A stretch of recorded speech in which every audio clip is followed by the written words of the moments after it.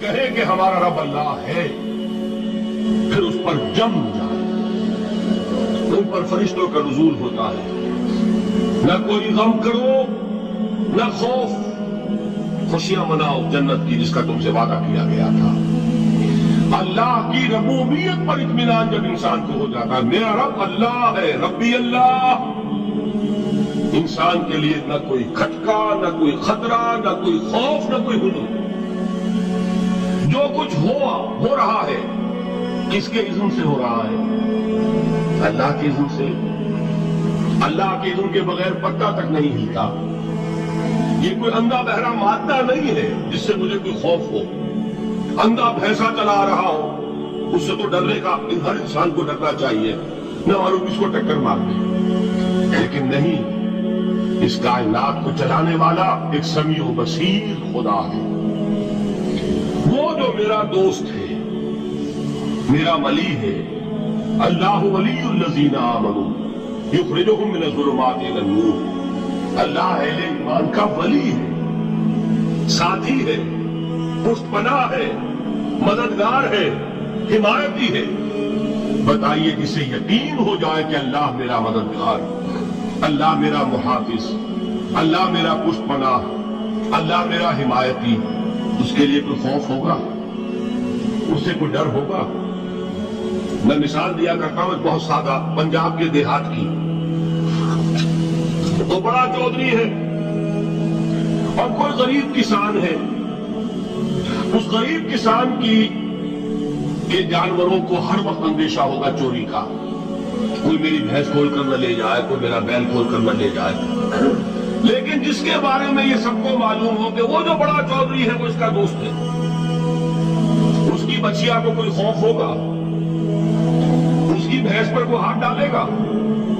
اسے کوئی اندیشہ ہوگا؟ نہیں۔ کیوں؟ کہ وہ بڑا چودھری، بڑا اس کا یہاں کا سردار، جاگیردار، سب کو معلوم ہے وہ میرا دوست ہے، کوئی میرے خلاف اقدام نہیں کر سکتا۔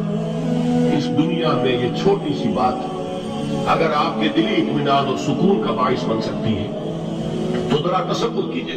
میں لفظ تصور استعمال کروں گا صرف اس لیے کہ اس کا ہم جس کو کہتے ہیں ادراک اور شعور کر نہیں سکتے، اگر کے ساتھ کر سکتے۔ اگر یقین ہو کہ اللہ میرا مددگار اور یقین ہو کہ اللہ ہر آن میرے ساتھ ہے، پھر کوئی خوف؟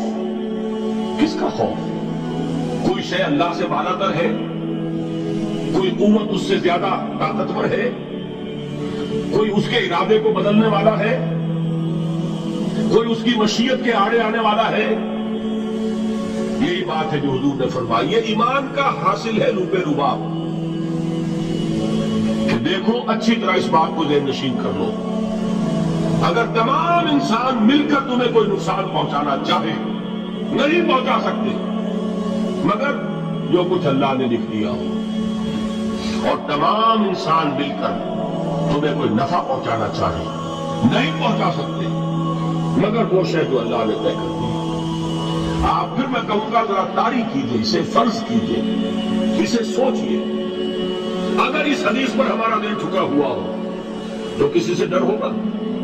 یہ مجھے نقصان نہ پہنچا دے، یہ میری رپورٹ خراب نہ کر دے، یہ میری انکریمنٹ نہ رکوا دے، یہ میرا یہ نہ بگاڑ دے، یہ میرا یہ نقصان نہ پہنچا دے۔ اس کا ڈر، اس کا ڈر، اس کا خوف، اس کی خوشامد، اس کے لیے جا کر طرح طرح سے اپنی عزت نفس کو ذلیل کروانا اس کے سامنے، یہ سب کچھ کیوں کرتا ہے انسان؟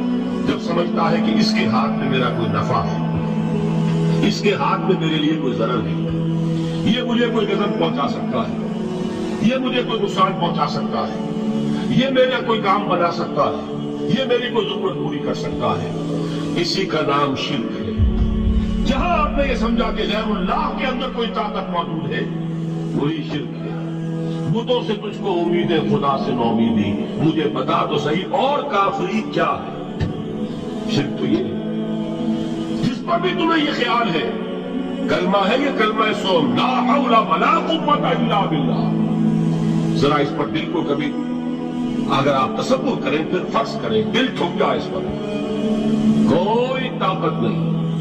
یہی بات تھی جو شیخ عبد القادر جیلانی رحمۃ اللہ علیہ نے اپنی وصیت میں اپنے بچے سے کہی. 11ویں دینے والے ہیں لیکن حضرت شیخ عبد القادر جیلانی کی وصیت اور تعلیمات کو کتنے لوگ جانتے ہو؟ یہ جن مقامات تک پہنچے ہیں وہ کس چیز کی بدولت پہنچے ہیں؟ انہوں نے جو پیغام دیا وہ کیا تھا؟ اے میرے بچے، جس طریقے سے قرآن مجید میں حضرت لقمان کی نصیحتیں جو ہے نقل کر دی گئی ہیں، میں یہ عرض کروں گا بالفرض اگر قرآن حضرت عبد القادر جیلانی کے بعد نازل ہوا ہوتا تو شیخ عبد القادر کی یہ نصیحتیں بھی قرآن میں درج ہوتی. اتنی اونچی نصیحتیں ہیں. اے میرے بچے، اس حقیقت کو ذہن نشین کر لے، لا فاعل فی الحقیقت ولا مؤثر الا اللہ. اس کائنات میں نہ کوئی فاعل حقیقی ہے نہ مؤثر حقیقی ہے سوائے اللہ. کسی شے میں کوئی تاثیر نہیں اگر اللہ نہ چاہے. آگ جلا نہیں سکتی اگر اللہ نہ چاہے. پانی ڈبو نہیں سکتا اگر اللہ نہ چاہے. زہر ہلاک نہیں کر سکتا اگر اللہ نہ چاہے. کوئی چیز فائدہ نہیں پہنچا سکتی اگر اللہ نہ چاہے. تو در در پہ کیوں سر جھکاتے ہو؟ در در پر کیوں جبیں سائی کرتے ہو؟ سب کے سامنے کیوں ہاتھ پھیلاتے ہو؟ ایک اللہ سے مانگو. ایک اللہ کے سامنے زمین پر اپنی جبین رکھو. لا فاعل فی الحقیقت ولا مؤثر الا اللہ. نظر آتا ہے ہمیں کہ پانی پیاس بجھا دیتا ہے. پیاس بجھانے کی صلاحیت پانی میں نہیں ہے، اللہ کے اذن سے. کھانا بھوک مٹا دیتا ہے، بھوک مٹانے کی صلاحیت کھانے میں نہیں ہے، اذن رب میں. دیکھیے یہی یقین تھا. حضرت موسیٰ علیہ السلام کا واقعہ یاد کیجیے. سامنے سمندر آ گیا ہے، قوم دیکھتی ہے پیچھے کہ گرد و غبار کا طوفان. معلوم ہوا کہ فرعون اپنے لشکر سمیت آ گیا. لشکر جب چلتا تھا تیز رفتاری کے ساتھ تو گرد و غبار کا جو طوفان اٹھتا تھا اس کا تصور کیجیے. اور لمحہ بلمحہ وہ قریب آ رہا ہے. پوری قوم نے کیا کہا؟ اے موسیٰ انا لمدرکون، اے موسیٰ ہم تو پکڑے گئے. قرآن مجید میں تو یہاں وہ باتیں نہیں لکھی ہے لیکن تورات میں یہ درج ہے کہ بنی اسرائیل جھگڑنے لگے، دستوں کا ایمان ہو گئے موسیٰ کے ساتھ. موسیٰ نے یہ فرمایا لا کر اس سے تو وہیں بہتر تھے. وہاں کھانے کو ملتا تھا، زندگی تو تھی، بیدار ہم کر رہے تھے، موت تو نہیں تھی. اب جو کچھ ہوگا اس کا تصور کرو. جس طریقے سے ہمارے ٹکڑے اڑائے جائیں گے تو لڑ رہے ہیں حضرت موسیٰ علیہ السلام سے. یہ تورات کی تفصیل ہے.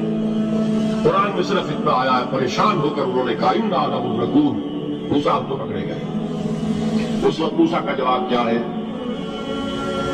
کلا ان معی ربی سیہدین. نہیں، میرے ساتھ میرا رب ہے، وہ راستہ دے گا. بتائیے کہاں راستہ نظر آ رہا ہے؟ یہ ہے ایمان بالغیب. راستہ نظر نہ آئے تب اللہ پر یقین ایمان ہے. جیب میں پیسے ہوں اور تب دل کو اطمینان ہے تو ایمان کس پر ہوا؟ پیسے پر، اللہ پر نہیں. جب وسائل و ذرائع نہ ہو اور پھر یقین ہو کہ اللہ مسبب الاسباب ہے، وہ اسباب کا پابند نہیں ہے، وہ اسباب کا محتاج نہیں ہے، اسباب اس کے محتاج ہے. اگر یہ یقین ہے تو اللہ پر ایمان ہے. یہ نہیں ہے تو تمہارا ایمان اسباب پر ہے، وسائل پر ہے، ذرائع پر ہے، مادیات پر ہے، اللہ پر نہیں.